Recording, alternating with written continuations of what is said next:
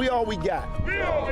A community comes together to mourn the life of a 12-year-old taken by Baltimore's violence. I want to see everybody step up and do something about it. The push to provide change in a community fighting the crime crisis. This is a crisis right now. A mother says her plea to the parents of troubled youth went unanswered. New tonight, we make her voice heard as she takes extreme action to protect her son. Baltimore, we can win by doing this together. We bring you a live analysis of Mayor Brandon Scott's State of the City address. The Maryland Department of Education accused of hiding state test results from the public. In this case, failing the students of Baltimore City and students across the state. Why one political expert is calling it a cover-up as we examine the missing data. Live from WBFF in Baltimore, this is Fox 45 News at 10. And good evening, everybody. I'm Mary Bubala. I'm Kai Jackson. Mayor Brandon Scott delivers his State of the City address tonight after a violent few days in Baltimore. That's right. In just the past 24 hours, 6 people were shot in 3 different shootings. One of the victims died. 4 of those people were hurt in a single shooting along North Charles Street in North Baltimore today. Over the weekend, 4 young people ages 12 to 18 were shot. The 12-year-old victim, identified as Jalen Richards, died. And now we're hearing from one mother who says she pulled her son, who knew Jalen, out of the city to try to save his life. People are lying to themselves, and it's very possible. I just told you my son had an Uzi. I'm not going to lie to the public. This is a crisis right now. Mackenzie Frost spoke with that mother. We'll have her story coming up in a few minutes. Jeff Abel has what the mayor said during his State of the City address tonight. Our team coverage begins with Keith Daniels. Keith joins us live with more in regards to what we know about Jalen Richards and how the community is coming together. Keith? Well, Kai, school officials say Jalen Richards was in the 6th grade. He was a student at Westport Academy Elementary Middle School, and tonight he's one of the city's youngest homicide victims. At Westport Homes in South Baltimore, recovering from the unthinkable. 12-year-old Jalen Richards, seen here in this photo from Murder, Inc. Baltimore, shot and killed. Longtime neighbor, known as Miss Cookie, in disbelief, saddened for the boy's family. The mother's heart is aching. I don't even know if she have other children or not. I don't know that. But I know she got to be hurting because I'm a mother. She's hurt. Someone gunned down Jalen at about 9 o'clock Saturday night. It happened on Mizell Court in the apartment complex. Police Commissioner Michael Harrison says they recovered what appears to be assault rifle casings on the ground after the shooting. Investigators are releasing few details about exactly what happened, but the commissioner did say this at the scene. A shooter produced a firearm, an assault rifle type firearm, and began firing. Struck this young victim as the victim was running away. At some point, the victim collapsed about a block behind where we are. At Westport today, the group We, Our, Us, a unity engagement men's movement, steps through the neighborhood, as they do across the city on most Mondays. On this night, they're in Jalen's community.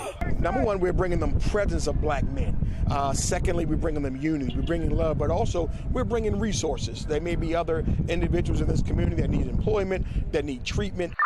Jalen's deadly shooting happened in BPD's Southern Police District, where police say 46 homicides and 67 non-fatal shootings happened last year.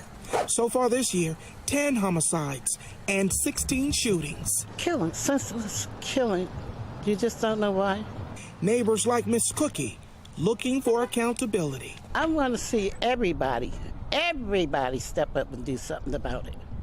Not just the mayor and whatever. Everybody come together. Well, the suspect in this shooting is still on the loose. If you have any information about this case, you can remain anonymous by calling Metro Crime Stoppers, that number on the screen. And remember, you could also be eligible for a reward. We're live tonight. Keith Daniels, Fox 45 News. Keith, thank you. The murder of Jalen Richards is creating shockwaves in Washington as well. Fox 45 News spoke with members of Maryland's congressional delegation today who tell us they are outraged by the city's youth crime crisis. It's a damn shame that this continues to take place. It's a damn shame that it's out of control. And it's a damn shame that most of us don't have answers to it because it is so complex. In terms of law enforcement, Senator Cardin and I have been working with the Justice Department to get more U.S. attorneys to Baltimore and get more ATF officers to Baltimore to address the issue of so many guns on the streets. Well, lawmakers aren't the only ones outraged. Parents are too. Patty Hawkins says her son knew Jalen Richards, the 12-year-old gunned down Saturday night. Patty told us she tried to reach out to his mom to tell her what was going on with her son. Hawkins spoke with Fox 45's Mackenzie Frost in Hagerstown after she moved her son out of Baltimore City. Look at why this is happening. Sitting in a park some 70 miles outside of Baltimore City, Patty Hawkins talks about fights her son Khalil was getting into while going to and from school in Baltimore. These kids are beefing over the game, and then you have other adults intervening in the situation, and they're instigating it. She says Khalil was jumped and robbed. And that's when she first learned about Jalen Richards, the 12-year-old who was gunned down Saturday night in South Baltimore. I went to Jalen's mom, and I said, your son threatened my son with a gun. My son is getting ready to turn 17. My son would really hurt your son. What made you go to his mom about what? Because, you know, these kids knocked my son out. But things did not get better. They only escalated.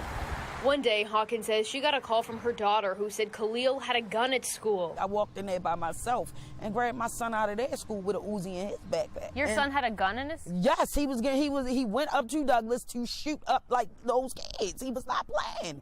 They knocked him out and robbed him. All because he doesn't want to be in a gang. Her son refusing to tell her where the gun came from. She turned it over to Baltimore police and moved her son to Hagerstown. But before uprooting the family, Hawkins says she tried to meet with several parents of kids who were having problems. Out of these 16, 7 of them are gone now. This is why I'm doing what I'm doing now. It's a crisis. I don't know how else to look at it. But not much was done. Hawkins describing a lack of interest from some parents in their kids' lives. This is getting crazy, and I'm recognizing that the parents care more about going out to clubs, partying. I've been pounding the streets with this situation with other parents. That concern echoed Monday This morning, by Mayor Brandon Scott and City State's Attorney Ivan Bates. we have adults in our city who are failing to set an example for our youth. They're your children. You have to raise your children. We have to do our jobs as your leaders, but parents, we ask you to help us as you do your jobs as well. But how to hold parents accountable for their kids and their actions remains the unanswered question. And one city leaders say they're digging into. Now, Hawkins says kids are being targeted by adults running gangs in circles in the city, especially after laws changed last year, shielding young kids from certain crimes. I feel like they're prey to these predators, these drug dealers that are hanging out around the schools, because it's easier to have children sell drugs for you than you to get a charge yourself to sell drugs. Coming from East Baltimore, Hawkins says she never imagined leaving the city, but the problems within Charm City still haunt. So I'm still afraid. I'm afraid to come through the city. Now calling Hagerstown home, Hawkins sits in a park with the sounds of kids playing in the background. While some young people in the city are not running around, playing and being kids. You can't imagine one of them being a killer. I can. I really can. Hawkins says this juvenile crime trend is a parent problem first, but she says city schools and police need to intervene when there are things going on to prevent this violence from escalating. In Baltimore, Mackenzie Frost, Fox 45 News. Mackenzie also pressed Mayor Brandon Scott on juvenile crime after a roundtable he held with City State's Attorney Ivan Bates and other community leaders to talk about what can be done. We have adults in our city who are failing to set an example for our youth and failing to properly spend time and invest in them. But we also know that this isn't just happening. Multiple students were killed and shot in January. So Why is the enforcement of the curfew and these conversations about addressing juvenile violence just now happening when this has been a problem for months? We'll say this, Mackenzie, and I'll say this again. You weren't with us last week, but enforcing the curfew isn't simply about violence, right? And you're here, and these partners know this very well. Enforcing curfew is about doing what we have to do to keep young people safe, period. Well, that roundtable was part of the mayor's State of the City address today. He just wrapped up his main address where he announced new initiatives to curb juvenile crime. Fox 45's Jeff Abel joins us now live with more on that part of our story. Jeff. That's right. The mayor is standing firm, telling the crowd here in South Baltimore tonight that his crime plan is working, even citing double-digit decreases in the homicide rate. But there are much disappointments tonight when it comes to that juvenile uptick in juvenile crime. And for that, he says he is moving the health commissioner to a new position as deputy mayor who will focus almost exclusively on youth violence and prevention. Dr. D guided us through the pandemic. We gained national recognition for our approach to protecting the lives of our residents during the defining public health crisis of our time. And she will lead us as we fight the scourge of youth violence, assembling a best-in-class team of public, private, academic, nonprofit, and community leaders to assist her in this mission. And so, Jeff, we understand that the mayor didn't just talk about juvenile crime. He talked about crime overall in Baltimore, touting a reduction this year. What did he specifically say about that?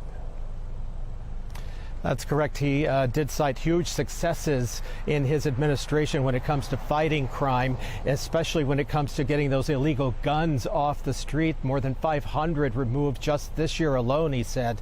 But his philosophy, he says, will not be changing, especially in the next year and a half of his administration.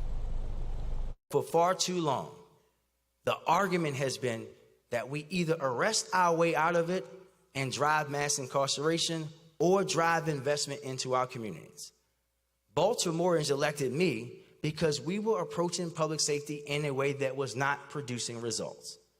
As someone who has lost guns, friends to gun violence, and led the 300-man march movement, I reject this as a false choice. As your mayor, I have chosen to both invest in law enforcement and in our communities. And newsflash, it's working.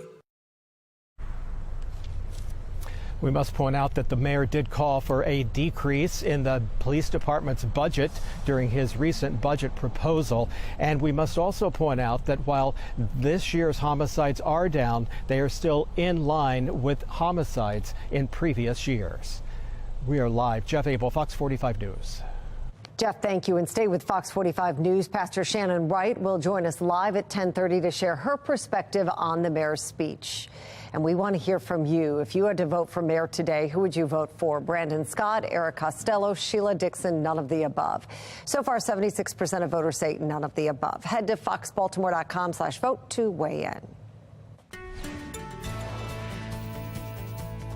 And we've got fire weather watches in effect for tomorrow. Dry and breezy weather going to be in place. I'm going to let you know how long that's going to last. My Weather Authority forecast. Still ahead on Fox 45 News at 10 o'clock tonight. The Maryland Department of Education is accused of hiding state test results from the public. We'll show you the data that disappeared, and Project Baltimore investigates and shows you what's replaced that missing data. After Bud Light's endorsement backlash, there's a new way to find out if a business is going political. The group behind a text message alert system. And coming up at 10:30 tonight, Baltimore County Police have a new police chief. The vote tonight and when he'll be sworn in.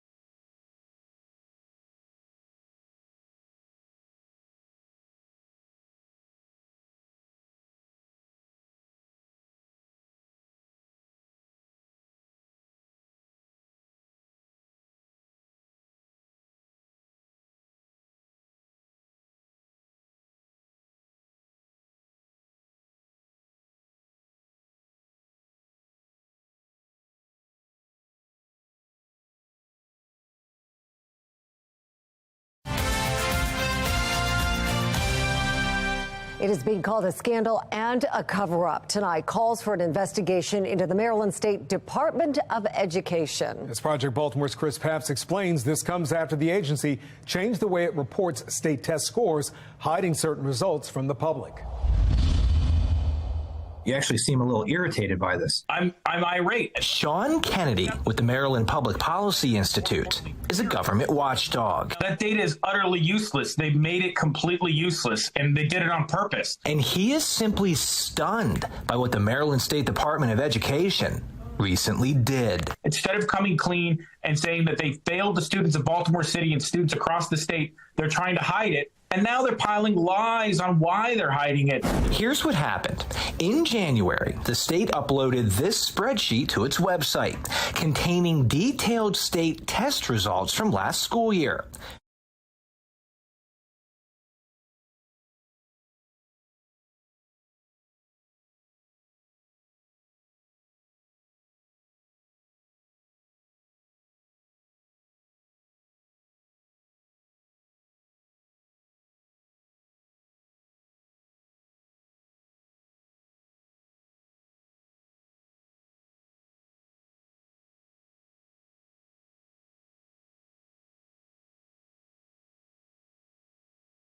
In this case, failing the students of Baltimore City and students across the state, they're hiding information from the public. MSDE's statement to Project Baltimore left us with more questions than answers. So we sent a follow-up email asking why the state isn't following its own guidelines for reporting the data.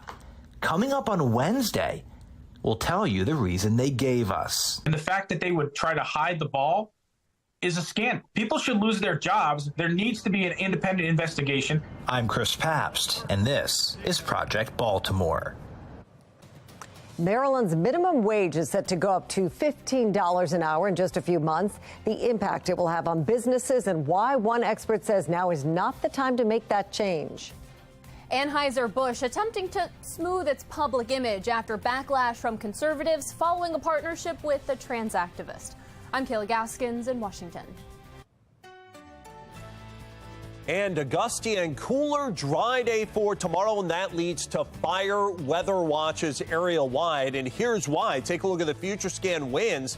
Overnight tonight into early tomorrow morning, the winds come down a little bit, but back up to about 30 miles an hour in gusts at noon and beyond. And this is why we have our fire weather watch in effect for tomorrow. That dry weather as well as the gusty winds. I'm going to let you know when those winds come down and when the temperatures come up to near 80 again in my Weather Authority forecast.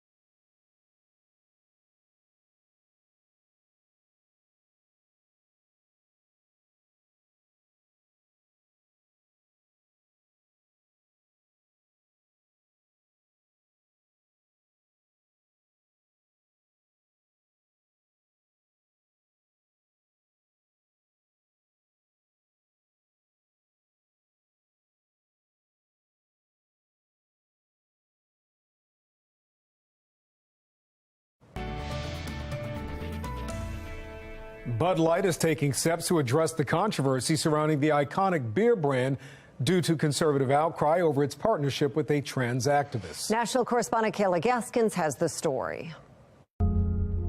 Budweiser attempting to reconnect with their customer base. Rooted in the heart of America. Releasing a new ad featuring their iconic Clydesdales and patriotism. This is the story of the American spirit. This ad comes after weeks of mounting criticism from conservatives regarding Bud Light's new partnership with TikTok star and trans activist Dylan Mulvaney. Bud Light sent me possibly the best gift ever, a can with my face on it. Some on the right calling for an all-out boycott of the beer over what they see as the company entering into woke politics. Consumers wanting to make sure that companies are focused on them and not pursuing progressive policy. Woke Alerts, a new product by Consumers Research, flags companies for engaging in progressive politics and sends out alerts to those who want to avoid doing business with them. The system launched last week. Bud Light parent company Anheuser-Busch was one of the first to trigger an alert. That was a great example of a company going woke. I mean, this is a complete betrayal of their consumers, their customers. And so this is exactly the kind of thing that Woke Alerts was set up to report on.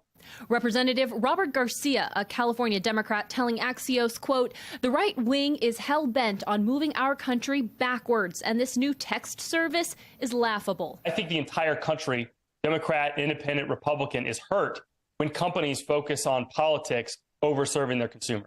Amid the boycott, Anheuser-Busch stocks dropping 3% since the Mulvaney partnership, while the parent company of Coors Light saw stocks jump 8.3%.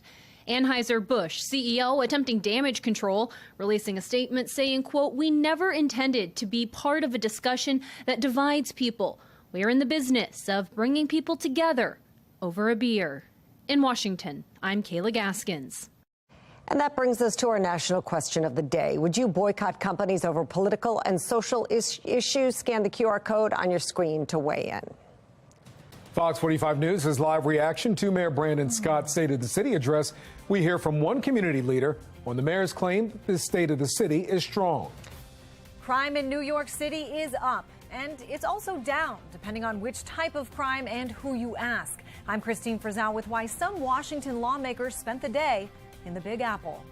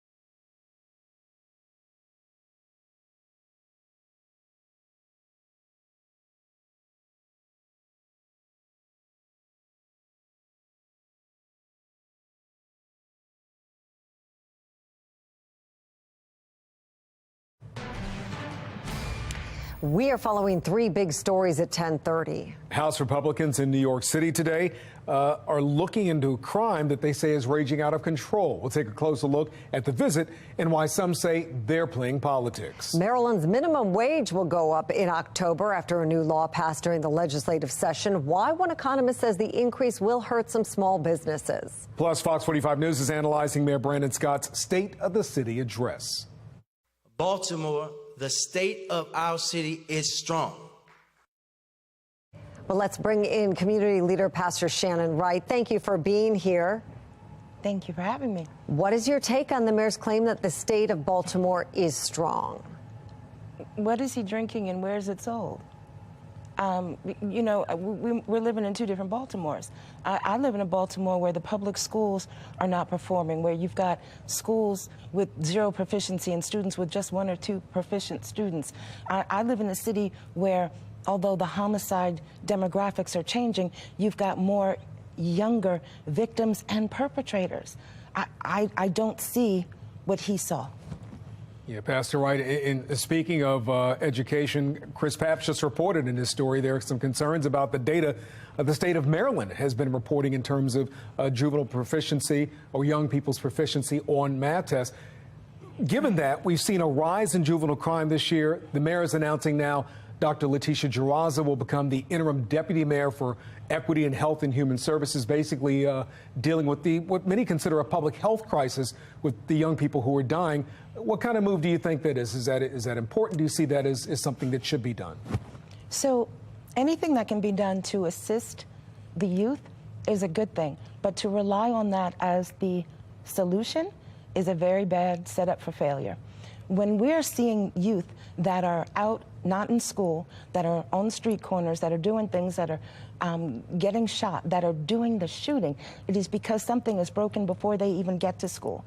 So you've got children coming from broken homes where parents are not parenting, going into a school system where teachers are not able to teach. This is a setup for a disaster. So the Band-Aid of this new deputy mayor position is cute, but unless we get to the root of the problems, we're just putting on Band-Aids. We're not fixing the situation. Let's talk about city services. The mayor says he promises the return of weekly recycling by the first quarter of 2024, about a year from now. Our taxes aren't going down. We're still paying the same amount of taxes, but the services are not coming back soon enough. What do you think of that timeline? So the mayor said some things about how he brought back recycling, but he took it away too. So when you know, this is a lot of smoke and mirrors here in Baltimore. You talk about you brought back something that you took away. You talk about you're going to bring it back fully in a time frame that does not compute. You've got Department of Public Works, that is one of the most well-funded agencies in the city. You've got people that are paying taxes for the specific service that are not getting it. When you have people that are paying taxes for services that they're not getting, you have quality of life issues all over the city on all sorts of scales and charts. How do you expect to look at people and say the city is strong, number one, right, and number two, that we're going in the right direction? The right direction according to who? But Pastor Wright, quickly before you go, you said we're putting on a lot of Band-Aids. What's a solution that you think would help immediately? There's a couple of things. One, in all honesty, and saying this is going to leave a bad taste in my mouth, but I actually agree with the mayor, let that sink in for a minute, on his whole curfew idea. When we've got parents that aren't understanding the concept of when nighttime comes, children are supposed to be in the house, they need a little help to recognize that. Now, the problem we have in Baltimore is we come up with an idea and a solution on the surface without the steps to actually implement it to make sure that it's effective. So yes, a curfew is a great idea if you have the resources in place to actually be able to effectively implement it. Going back to education, talking about Kerwin, great idea if there were safeguards to make sure that the educational resources were actually making it to the classroom. In a city like Baltimore, where you've got ghost students, poor performing students, zero proficiency students, what makes anybody think that if you increase the money, you're going to increase the results? You might increase the results and have more ghost students and fewer proficient students. Money isn't the issue here. It's understanding, it's education, and it's the ability to effectively lead. And fortunately for all of us here in Baltimore, next year's an election year.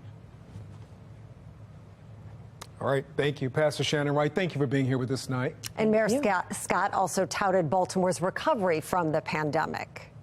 That pandemic shook our city and our world to its core. But Baltimore, we don't back down from a challenge.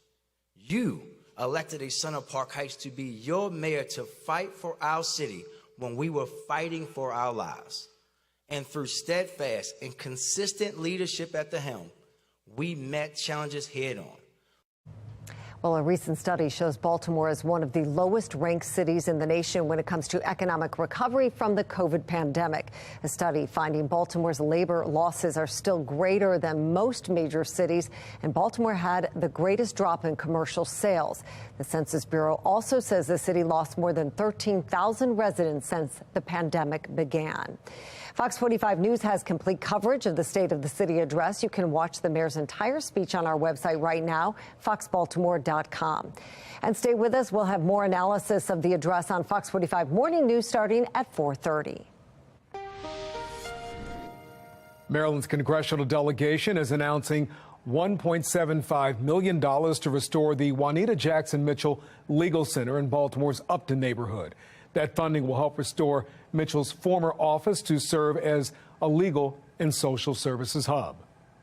This is so very important for this community, a community that continues in many respects to try to make sure that it's not forgotten. So much history, deep civil rights history here on this corner and in this neighborhood. As someone who grew up on Division Street just 2 blocks away, I knew what it was like years and years ago to live under this massive thing they called segregation, and how it was so very, very difficult to have communities to be able to thrive and to grow together. But they did anyway, and it was because of persons like Mrs. Mitchell. Juanita Jackson Mitchell is the first African-American woman to graduate from the University of Maryland Carey School of Law in 1950 and was the first African-American woman to practice law in the state of Maryland.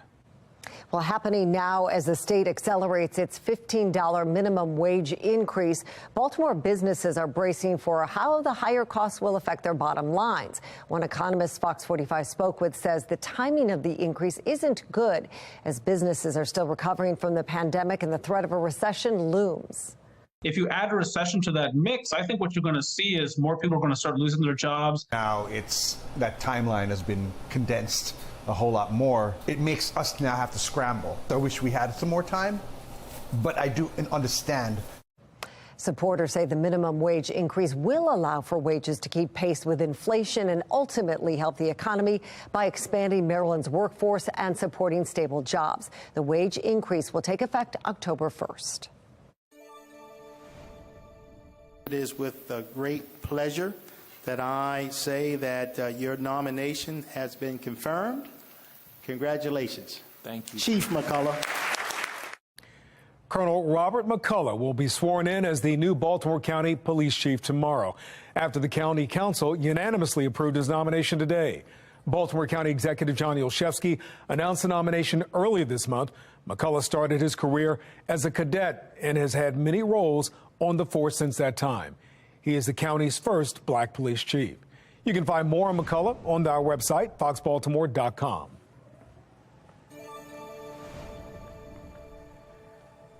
8 Ohio police officers who shot dozens of rounds at Jalen Walker, a black man, after a car chase and foot chase, will not face criminal charges in his death.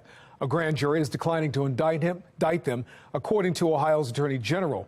Walker's death triggered protest in Akron after body camera footage showed him dying in a hail of bullets. Well, police say he fired a shot from his car 40 seconds into the pursuit. The grand jury concluded that the officers were legally justified in their use of force. That does not resolve any potential civil action that might be brought for wrongful death. Well, authorities say Walker represented a deadly threat. A handgun was found on the driver's seat of his car.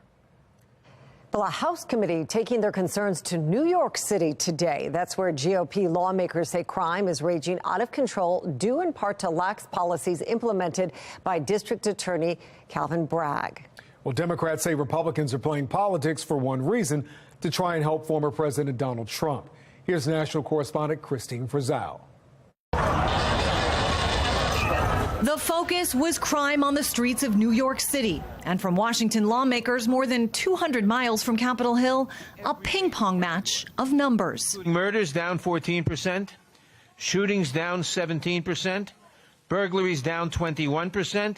Felony assaults rose 13%, robberies spiked 26%, burglaries in New York City went up 23%. A major focus for Republicans, the policies of District Attorney Alvin Bragg, who they say came into office promising to indict former President Trump, which he now has, while going easy on criminals, leading to major recidivism rates. Details recently laid out in the New York Times, where New York City police said nearly a third of all shoplifting arrests last year involved just 327 people, collectively arrested and rearrested more than 6,000 times. Maybe we wouldn't have had that problem if they'd arrested him and kept him in jail after the first, the second, or maybe even the 19th time. Witnesses included family members of victims. All types of criminal elements. Free to do what they want, when they want, however they want, to whomever they want, with no consequences. Democrats spent the hearing focused on gun violence. We're not the only country in the world with people who want to do bad things, but we're the only country in the world that has mass shootings practically every other day. Others contrasting New York City crime rates with those in Columbus, Ohio, which Congressman Jim Jordan represents. You're 4 times more likely to be murdered in Columbus than you are in Manhattan, and you're 7 times more likely to get your car stolen in Columbus than compared to Manhattan. Experts also point out that violent crime in New York City is still dramatically lower than it was in the 1980s and much of the early 90s. Still, many longtime residents say they simply feel unsafe and are frustrated to see repeat offenders committing multiple crimes and not being held accountable. I'm Christine Frizzau reporting. The political fight over the debt ceiling making its way to Wall Street. Right after the break, a look at the new Republican plan for addressing the issue and how Democrats are responding. And a breezy, dry, but cool day for our Tuesday. Temperatures in the 60s with a good gusty breeze coming in out of the west at 15. That higher the fire danger, and it also brings in the cool air. I'll let you know when it calms down and warms up. My Weather Authority forecast.